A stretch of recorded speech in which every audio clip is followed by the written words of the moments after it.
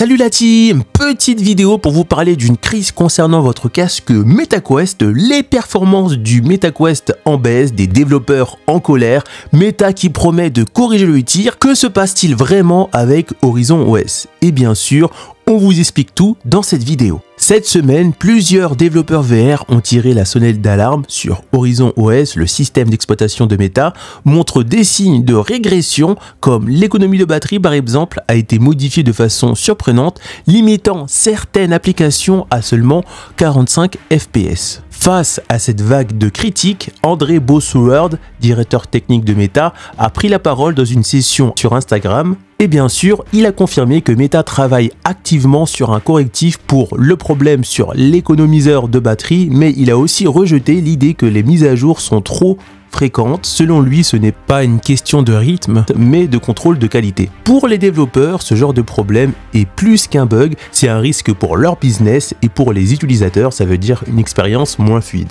Bosworth assure que Meta prend en charge la situation au sérieux, des processus plus rigoureux sont en cours de mise en place. Maintenant que vous avez brièvement compris le problème, si jamais lorsque vous utilisez l'économiseur de batterie, vous rencontrez des problèmes de chute d'FPS ou si jamais vous trouvez que sur certaines applications ou jeux, la batterie descend de manière drastique, très rapidement ou plus rapidement que d'habitude, maintenant vous savez d'où vient le problème. Et la chose qui reste à faire, c'est attendre que Meta corrige le tir.